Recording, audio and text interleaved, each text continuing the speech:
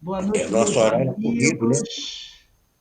Nós estamos aqui na Sociedade de Estudos Espíritas Francisco de Assis, em Petrópolis, estado do Rio de Janeiro, e hoje estamos recebendo o nosso irmão Alcide Geraldo, que vai conversar conosco, fazer algumas reflexões sobre o tema Renovação e Reencarnação.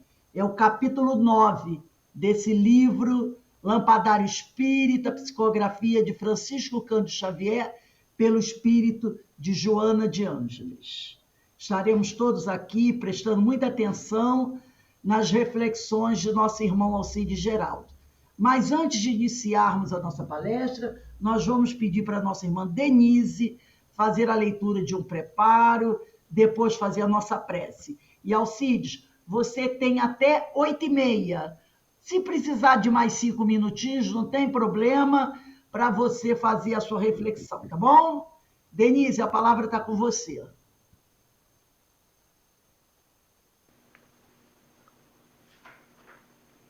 Boa noite a todos. Do livro Minutos de Sabedoria, de Carlos Torres Pastorino, abrimos na lição 70. Renove sua saúde por meio de afirmações positivas. Todas as suas células e seus órgãos cumprirão integralmente seus deveres. Se você não os maltratar com pensamentos negativos de descrença, de medo, de raiva nem vingança. Envie pensamentos positivos de saúde aos seus órgãos e células e forneça a seu corpo alimentos sadios para não lhe dar demasiado trabalho. Então, embalados por essa pequena mensagem de renovação da saúde do corpo,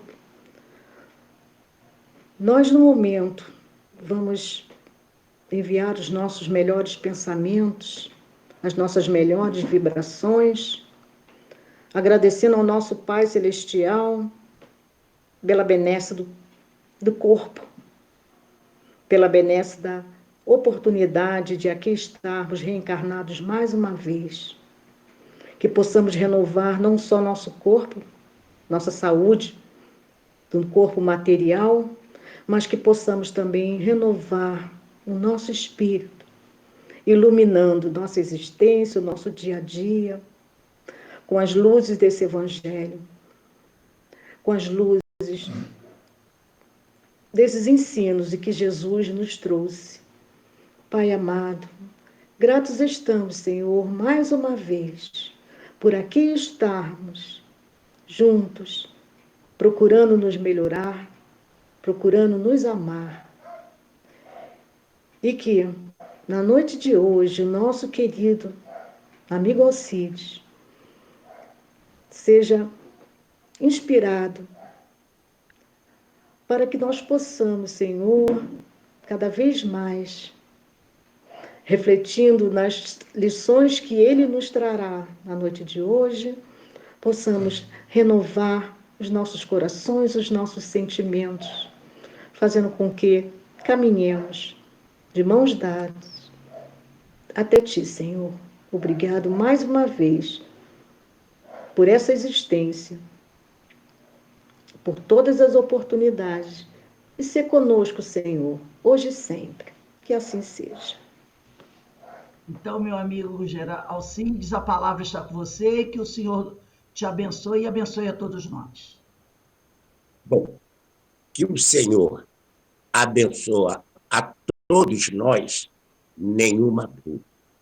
O problema está na consciência que cada um tem, ou traz, ou faz das dádivas celestiais. O nosso tema de hoje, renovação e reencarnação, do livro Lampadário Espírita, nos convida a gente a indagar o seguinte: por que você vive? para que você vive? Essas duas perguntas é que vão nos conduzir ao fecho de ouro do tema desta noite. Porque eu vivo, para que eu vivo? Qualquer aluno de ensino médio foi à escola e aprendeu as 3 leis newtonianas, as 3 leis da mecânica clássica. A primeira lei, que é a chamada lei da inércia. A segunda lei, que é a lei da dinâmica. A terceira lei, ação e reação. E essa terceira lei, ação e reação, diz o seguinte: que a toda reação corresponde uma reação de mesma intensidade, mas de sentido contrário. Está claríssimo aí a lei de causa e efeito. Não há efeito sem causa. Albert Einstein, um dia perguntado por que o senhor, um cientista, acredita tanto em Deus? E ele respondeu serenamente: basta olhar a natureza. Se não é obra do homem, é obra de quem? Essa mesma resposta você encontra no Livro dos Espíritos, quando Kardec perguntou das provas da existência de Deus. E a resposta foi rigorosamente esta: não há efeito sem causa. O que não é obra do homem é obra de quem? Opa! Se não há efeito sem causa, então não existe sorte, não existe azar, não existe fatalidade, não existe acaso. O que existe são coisas que a gente não consegue explicar. Então, se ação e reação, que inclusive é um título do livro de André Luiz, ditado através do Chico Xavier, se tudo é uma questão de ação e reação, de causa e efeito, a vida é um efeito, cuja causa é quem? Vamos aqui abrir um pequeno parênteses na nossa reflexão. Quando a gente diz leis de Newton, a gente está querendo homenagear ao cientista que explicou um fenômeno natural, pois não foi ele quem gerou o fenômeno. Ele apenas explicou o fenômeno. Em homenagem, essas 3 leis naturais passaram a ser chamadas de leis de Newton. Porém, se as leis são naturais e a natureza não é obra do homem, essas leis são obra de quem? De Deus. Então, Deus dialoga conosco através de suas leis, que lá no Livro dos Espíritos diz que as leis físicas e as leis morais. E diz mais que as leis físicas são estudadas pela ciência e as leis morais pela filosofia e pela religião. Aí nós fechamos um círculo. Posto que já está demonstrado a existência divina e ela independe de convicção religiosa, porque ela decorre da evidência dos fatos, vem a outra pergunta: e a vida espiritual? Bom, outro grande cientista, Lavoisier, um dia disse: na natureza nada se perde, nada se cria, tudo se transforma. A gente pode adaptar a seguinte: na natureza nada se perde, nada se cria, tudo se renova. Então já está implícito o evolucionismo. Para se transformar, algo desaparece e surge em nova forma, porém mais evoluída. Opa! Em 1859, 2 anos depois da publicação do Livro dos Espíritos, um grande cientista chamado Darwin, vocês estão notando que eu estou falando de apóstolos da ciência, de missionários da ciência, porque nós precisamos parar com esse negócio que religioso é missionário. Não. Todo e qualquer ser voltado para o bem, a serviço da coletividade, é um apóstolo, é um missionário. Então, Newton foi um missionário, um apóstolo da ciência. Einstein, outro apóstolo, outro missionário da ciência. Darwin, outro apóstolo, outro missionário da ciência, porque quando falamos em evolucionismo, também falamos em Darwin. E Darwin mostrou a cadeia evolutiva: mineral, vegetal, animal, homem. Ele parou no homem porque ele era materialista. Mas vamos aqui. Segundo Joana de Ângeles,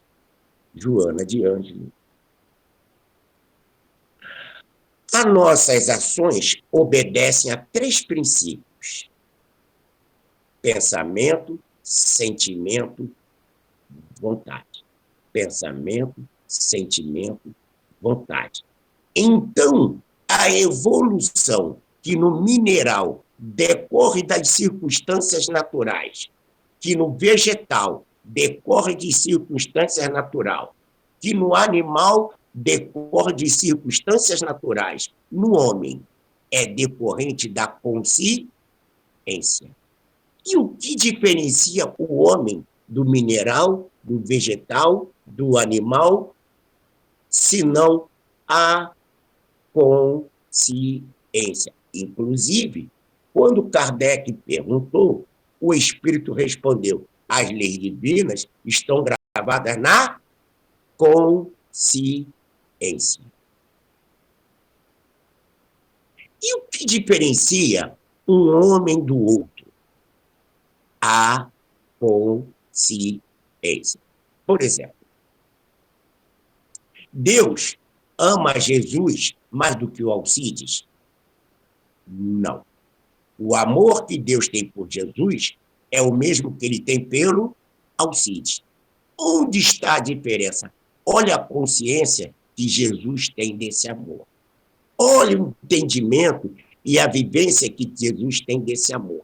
Assim nós, homens, também nos diferenciamos pela consciência que a gente tem do porquê, a causa, e do para quê, o objetivo da existência.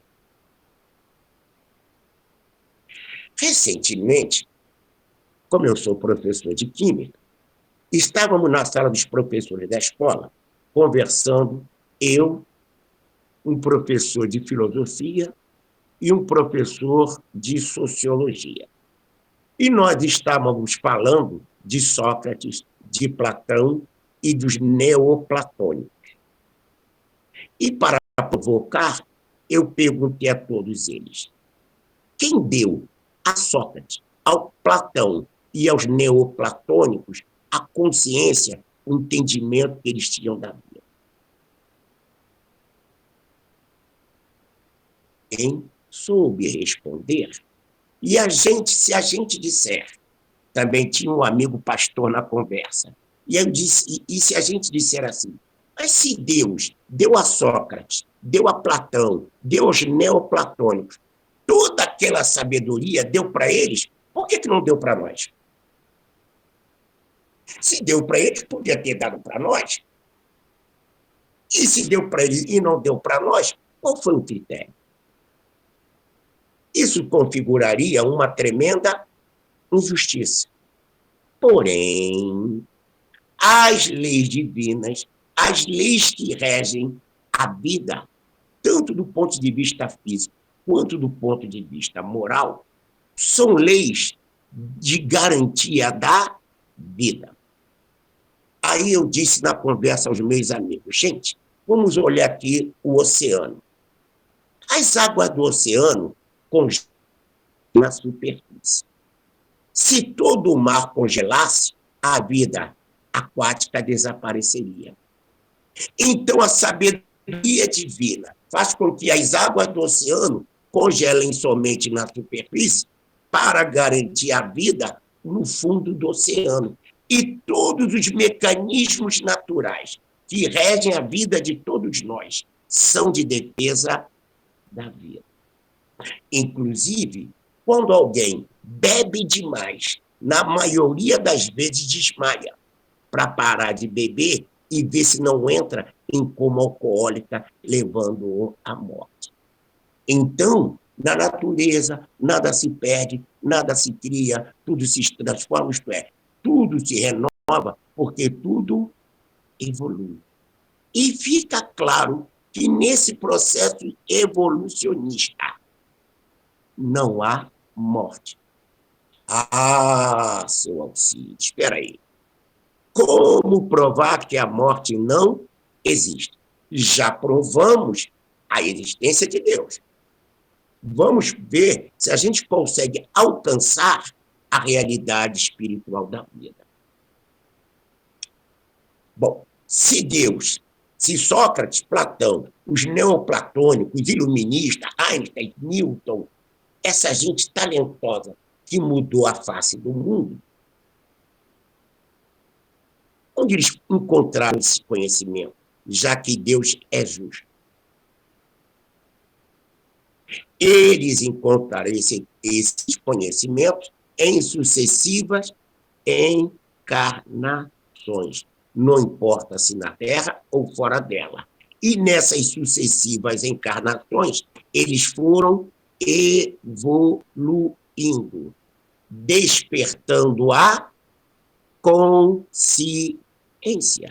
Nenhum de nós, participantes desse estudo, tem dúvida que Allan Kardec tem uma consciência muito mais expandida do que a nossa, de que Bezerra de Menezes tem uma consciência muito mais expandida do que a nossa, que Newton, que Einstein, que Galileu, Giordano Bruno, Joana d'Arc, Joana de Cusa, todos mostram uma consciência mais expandida do que a nossa. Qual é a razão? Foi Deus que deu a eles ou eles conquistaram esse estado de consciência?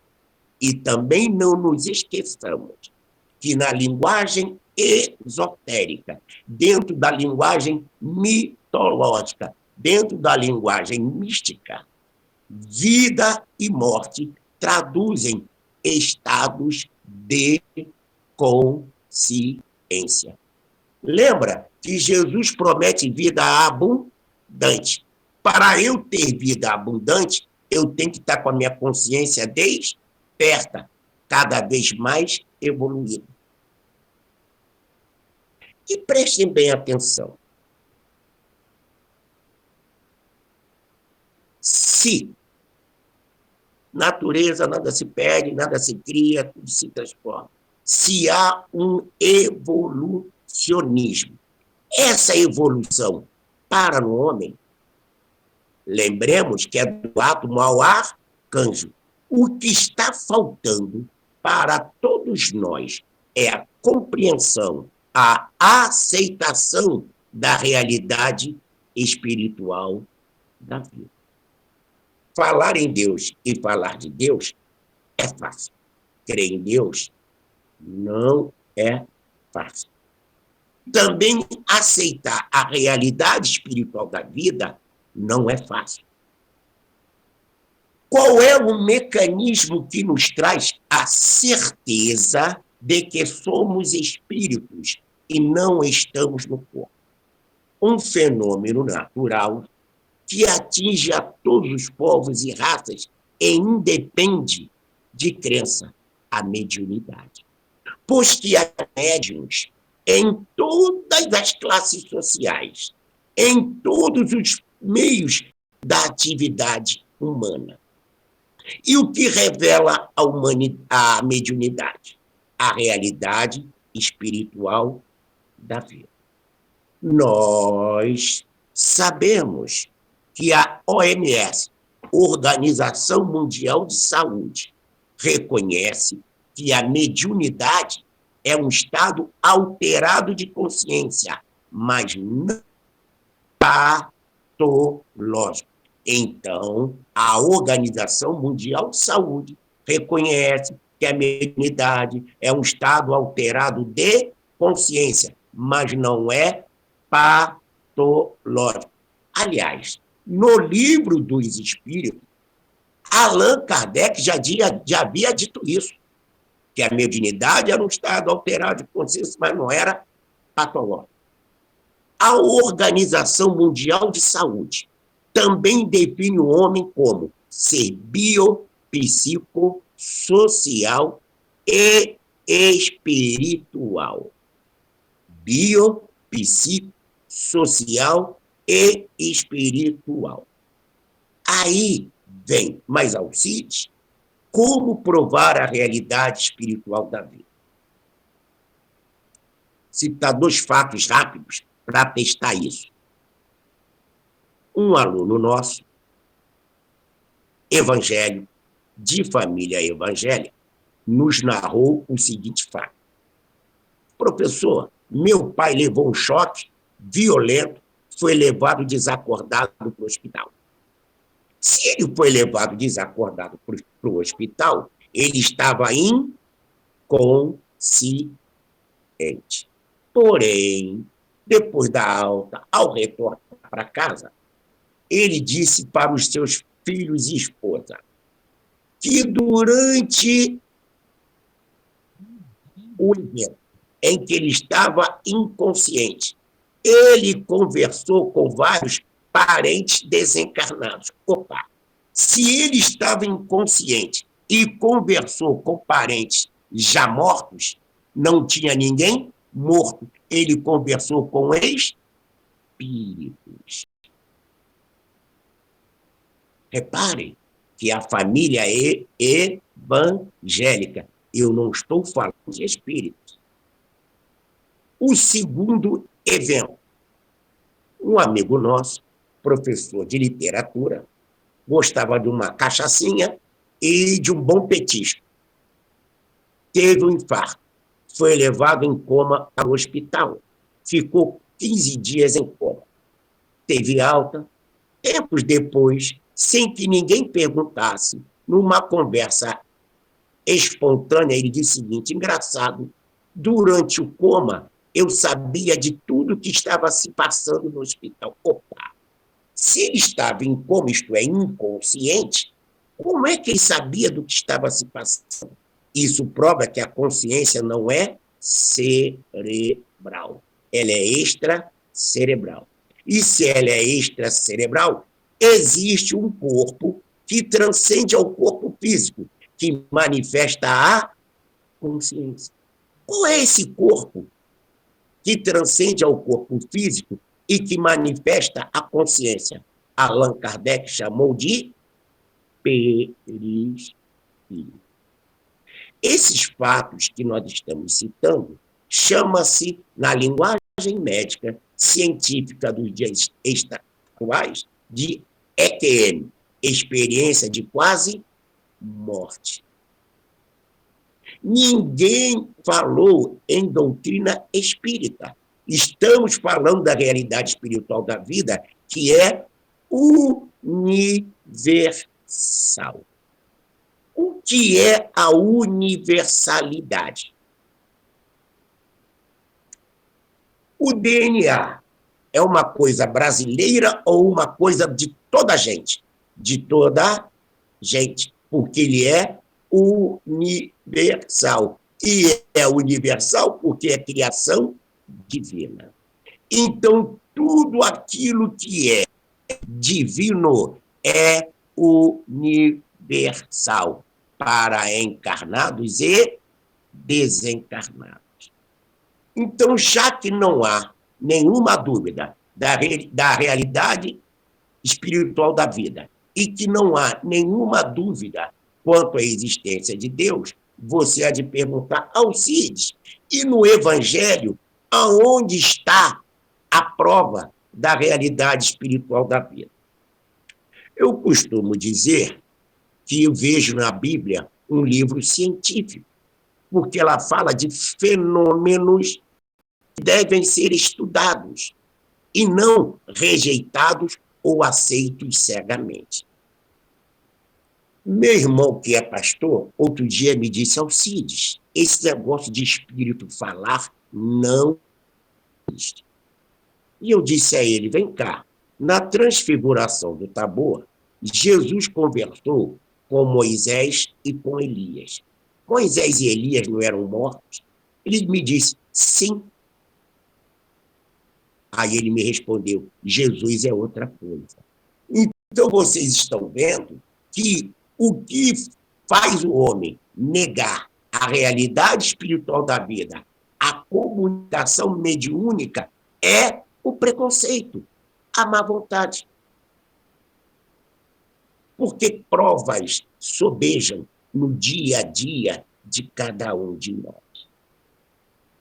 E aí vem aquela pergunta. A primeira: por que nós vivemos? Porque Deus nos criou. Mas por que Deus nos criou? Se Deus não tivesse nos criado, que graça teria ser Deus? Vocês podem me dizer? Se Deus não tivesse nos criado e não tivesse criado a natureza, que graça teria de ser Deus? Porque a excepcionalidade, a genialidade, a superioridade de qualquer ser está na sua obra. E dentre os seres que nós falamos, mineral, vegetal, animal, homem, quem é dotado de consciência? O homem. Então, somente o homem, na sua consciência, pode exaltar ou negar a Deus.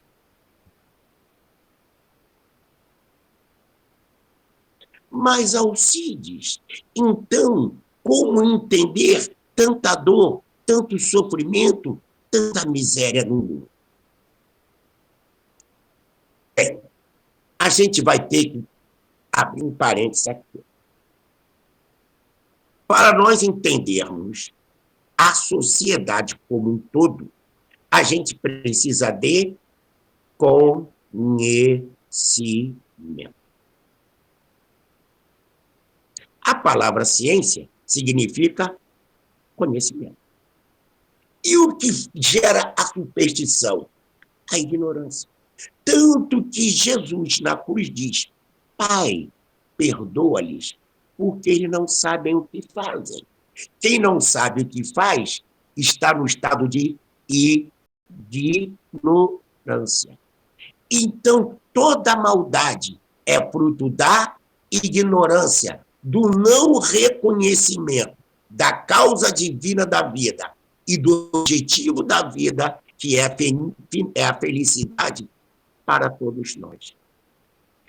Aí eu vou perguntar a vocês: se a vida fosse nascer, crescer, procriar e morrer, qual é a graça da vida? Nascer, crescer, procriar e morrer. Qual seria a graça? Nenhuma. Não teria graça nenhuma, até porque, se todos nós morrêssemos e acabou tudo, Sócrates, Platão, neoplatônicos, iluministas, todas essas almas que manifestaram um conhecimento superior não teriam atingido esse nível de consciência. Tanto isso é verdade que Paulo de Tarso diz assim: desperta, ó tu que dormes, que o Cristo te esclarecerá. Desperta, ó tu que dormes. Quem é que está dormindo? Quem está no total estado de inconsciência do porquê e para quê da vida. Como Jesus também disse: deixai aos mortos o cuidado de enterrar os seus mortos. Gente, um morto pode enterrar o outro? Não. Então, esse morto é no sentido simbólico, no sentido místico, esotérico, dos que ainda não despertaram para o objetivo sagrado da existência. E, nesse quesito, nós encontramos mortos de consciência na ciência, na filosofia, na religião e na arte. Mas também encontramos vivos, despertos na ciência, na filosofia, na religião e na arte. Então, Sócrates, Platão, os neoplatônicos, Newton, Einstein, todos manifestaram o seu padrão evolutivo, conquistado em sucessivas encarnações, não importa se no planeta Terra ou fora dele. Mas, seu Alcides, qual é a única religião reencarnacionista no mundo ocidental? As igrejas não são reencarnacionistas. Meus amigos, podem dormir sossegados. Um dia, todos seremos reencarnacionistas. Porque disse-nos Jesus, conhecereis a verdade. E a verdade não é a convicção de um homem encarnado ou desencarnado. A verdade é a lei divina, que nós vamos compreendendo melhor à medida que nós vamos evoluindo. E vamos evoluindo, ganhando cada vez mais compreensão da meta a atingir. Vocês vejam que esse caso é tão grave que tem mais ou menos 1 mês a 2 meses, um amigo nosso, pastor, conversando comigo sobre a invasão da Rússia à Ucrânia, ele me disse, pastor, hein? Você está vendo por quê? O homem não tem mais jeito. Por isso que Jesus vai voltar à Terra e acabar com tudo. Olha o que o pastor disse. O homem não tem mais jeito. Por isto, Jesus vai voltar e acabar com tudo. Não teria mais jeito se não existisse a reencarnação, que está presente em formas diferentes no Evangelho, no budismo, no hinduísmo, no muçulmano, no judaísmo, em simbolismo. Por exemplo, recentemente, meu neto falou assim para mim, vovô, vamos assistir esse desenho? E era o desenho do Dragon Ball. Eu, tá, Bernardo, vamos ver. Sentei-me com ele. E aí me chamou a atenção. Os seres voltados para o mal tinham corpo de homem e cabeça de animal. Os seres voltados para o bem tinham cabeça de homem e o corpo, de uma certa forma, de animal. Olha a mitologia, o Minotauro e o Centauro. Vocês sabem que na mitologia, olha o arquétipo, na mitologia o Centauro tem corpo de homem e cabeça de touro, animal. Aí você começa a entender a ignorância que está na Terra, porque nós temos um monte de centauros, homens que estão na forma humana, mas ainda pensam, sentem e agem como animais, em todas as classes sociais, raças e credos. Newton, Einstein, Jesus, Kardec, Buda, Krishna, Hermes Trismegisto são os verdadeiros centauros. Neles, o homem superou o animal, como? Em sucessivas encarnações. Daí serem homens verdadeiramente felizes. Então, qual é o objetivo da reencarnação? Nós realizamos a nossa evolução para sermos felizes. Ah, seu Alcides, então, isso não é justo. Reparem, se a lei é de causa e efeito, de ação e reação, a justiça está no fato de que você vai ter oportunidade sempre de reparar seus erros. Então, a função da prova e da expiação é nos dar a oportunidade da gente reparar nossos erros.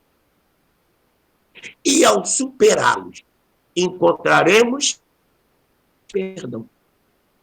Então, se o homem não crê na reencarnação, é porque ele não quer. As provas estão ali. No próprio Evangelho está ali. Em os livros sagrados de todos os povos. E mais, o número de cientistas hoje que aceita a reencarnação é enorme. O que é difícil é vencer o preconceito, a má vontade sistemática dos homens. Aí, no livro Evangelho segundo o Espiritismo, capítulo 4, necessidade da encarnação. Pergunta 25. É um castigo a encarnação e somente os espíritos culpados estão sujeitos a sofrê-las? Resposta. A passagem dos espíritos pela vida corporal é necessária para que eles possam cumprir, por meio de uma ação material, os desígnios cuja execução Deus lhes confia. Então, se eu não cumpro o desígnio de Deus, eu me tornei um réprobo. Eu dificultei o meu processo evolutivo. Vejam que evoluir não é sofrer. Ninguém evolui porque sofreu. Evoluir é tornar-se melhor, consciente do porquê e para quê da vida. Tornar-se uma alma esclarecida quanto os mecanismos que regem a vida de todos nós. Aí eu estava conversando com um amigo declaradamente ateu, professor de química, declaradamente ateu, e ele me disse assim: Alcides, você crê em magia negra? E eu achei graça da pergunta dele. E ele ficou, de uma certa forma, ofendido quando eu comecei a rir. E ele disse assim: você está rindo? Eu digo, estou. Por quê? Um ateu, confesso, como você, me pergunta se eu acredito em magia negra, eu tenho que achar graça. E eu vou te responder com outra pergunta. E ele me disse, qual? Perguntei-lhe, você acredita em maldade? Ele falou, sim, então você acredita em magia negra. Porque tudo que não é conforme à vontade divina é mal. Para quem foge da tarefa que Deus lhe confiou. E a tarefa que Deus nos confiou a todos nós é trabalhar pela nossa melhoria, servindo ao ambiente onde Ele nos coloca. E o ambiente que Deus nos coloca é a família, o trabalho, o ônibus, o supermercado, em qualquer lugar que estejamos, com quem estejamos e como estivermos, estaremos sempre ali, a serviço do Criador. Estávamos conversando sobre a apologia de Sócrates, a defesa que Sócrates faz diante de seus inquisidores. E eu perguntei aos meus amigos, é interessante que Sócrates, Platão, Jesus, Jordano Bruno, Krishna, Hermes Trismegisto, todos esses grandes homens tiveram uma característica: pleno e absoluto domínio mental e emocional sobre si mesmo. Parem, que é comum alguém dizer assim, o homem é fruto do meio. Nem sempre. O meio influi, sim, mas não decide. Há homens que fracassam diante das turbulências do meio, mas há homens que vencem o meio, vencendo a si mesmo. Aí você dirá assim, então quer dizer que, isso mesmo, nós somos colocados no meio, no ambiente, com as pessoas que necessitamos estar para evoluirmos. colaborando para a melhoria intelectual e moral de todos, e assim alcançando a nossa melhoria. Eu ouço brasileiros se queixando da vida no Brasil. Se Deus não necessitasse de nenhum de nós no Brasil, ele não os teria colocado no Brasil. Porque há coisas que nós só vamos adquirir, conhecimentos que nós só vamos adquirir nas terras brasileiras. Então, vocês observem que a profissão que cada um de nós exerce é também fruto das encarnações que passamos e manifestando vocação, pendor natural, nós somos arrastados à profissão, ao meio que necessitamos para desenvolvermos talentos e virtudes. Quando Jesus disse, nem por uma hora pudeste orar comigo, porque todos estavam dormindo, o que ele quer dizer com isso? No sentido mitológico, todos estavam distraídos, distantes da sublimidade da hora presente. Então, do ponto de vista esotérico, vida e morte são estados de consciência. Felicidade e tristeza, saúde e doença são estados de consciência, que se adquire em sucessivas encarnações. Por quê? O dia e não demora, a reencarnação vai atingir as igrejas. Por ser lei divina, todos um dia regerão sua conduta e seu comportamento através dela. Então, a encarnação é uma necessidade, não uma punição nem castigo. Tiremos do nosso vocabulário punição, castigo, e vamos usar oportunidade, porque o planeta é de provas e expiações, e não de dor e sofrimento. A dor e sofrimento são consequência do nosso estado de consciência, em não reconhecer, em não aceitar a nossa origem divina e a encarnação como oportunidade de evolução, porque é o único meio da gente vencer o sofrimento e a dor. Evoluindo. Como disse Paulo de Tarso, de tal modo identificado com o Cristo, que já não sou eu quem vive, mas é o Cristo quem vive em mim. Porque Cristo, vários Cristos passaram pela terra. Hermes Trismegisto, Moisés, Krishna, mas o maior de todos, Jesus. A nossa fé em Deus nos mostra que todos nós passamos por oportunidade para aprender a felicidade. O grande escritor Guimarães Rosa dizia que vivência é memória. Vivência é memória. O que ele está simbolizando? Bebê tem memória? Não. O adulto tem memória? Tem, porque ele já tem mais vivência. É claro, é lógico, é evidente que do ponto de vista espiritual, o inconsciente retém as experiências vividas, adormecidas, mas não superadas. E quando o trauma, o complexo, a frustração se manifestam, é para revelar que dentro de nós há coisas que precisam ser resolvidas.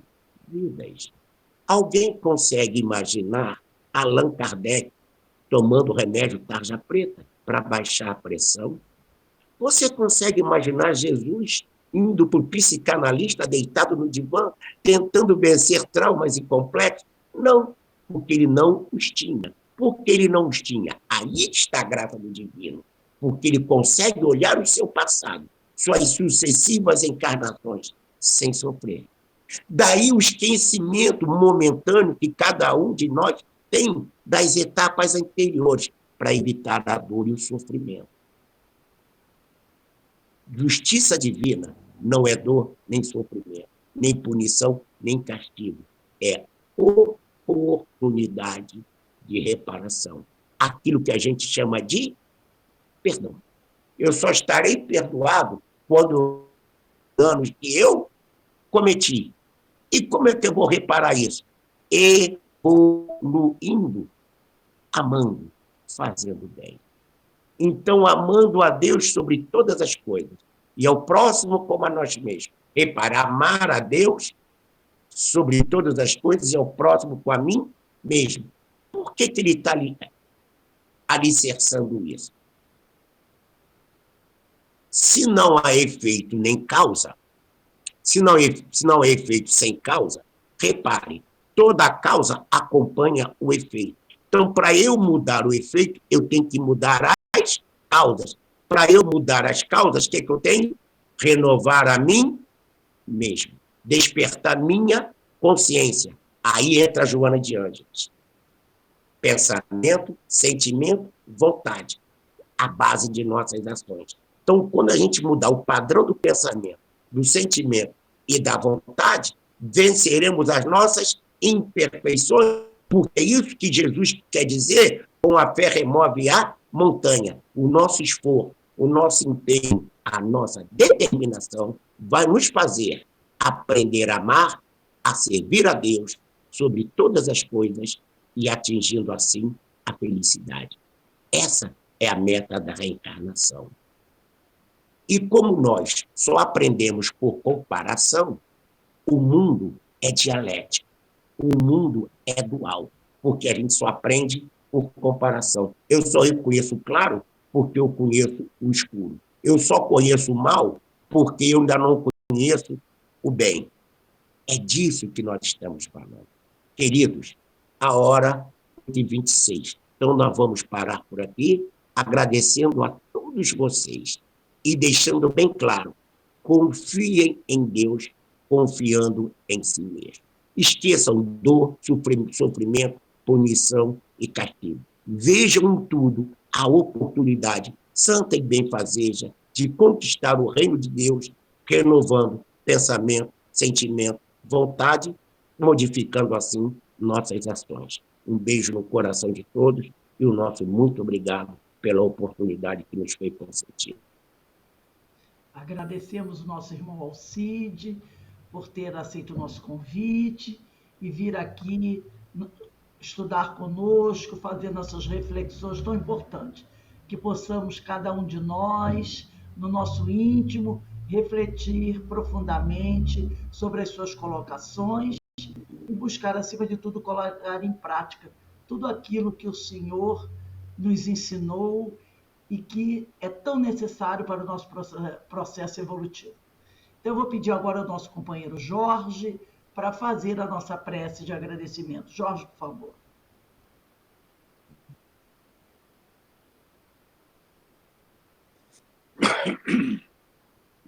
Senhor nosso Pai, nosso companheiro, amigo de todas as horas, aqui estamos, Senhor, agradecendo mais uma oportunidade que nos foi dada.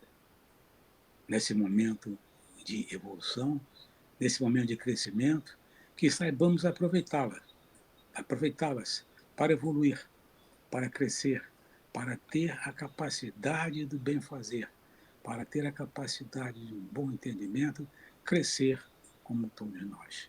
Que a sua paz nos acompanhe, trazendo equilíbrio, trazendo harmonia, trazendo aquele sentimento de união, dando-nos a oportunidade de mais essa orientação que nos foi dada pelo nosso companheiro Alcides. Que tudo corra bem, com muita serenidade, com muita paz, é o que lhe rogamos. E humildemente, só temos a lhe pedir que assim seja. Graças a Deus. Obrigado, meu irmão. E quero lembrar a todos que amanhã estaremos de volta às 18h30 para o estudo do Evangelho segundo o Espiritismo. E às 7:50 nós estudamos as obras de Emmanuel. Estamos estudando o livro Emmanuel, a primeira obra psicografada por Chico pelo Espírito Emmanuel, tá bom? Então, amanhã estaremos de volta. E Alcides, muito obrigado novamente, e que o Senhor esteja a nos envolver sempre com a sua infinita misericórdia. Um beijo no coração de todos. Fiquem em paz. Obrigado a todos. Obrigado, gente. Muito obrigado. Obrigado a todos. Obrigada. Boa noite, um abraço. Boa noite. Jorge, Anísio, Alcides, Que tudo Fernando. corra bem. Tchau, Muita gente. paz. Tchau para todos. Boa noite, boa noite. Obrigado. Boa noite. Boa noite. Fiquem em paz.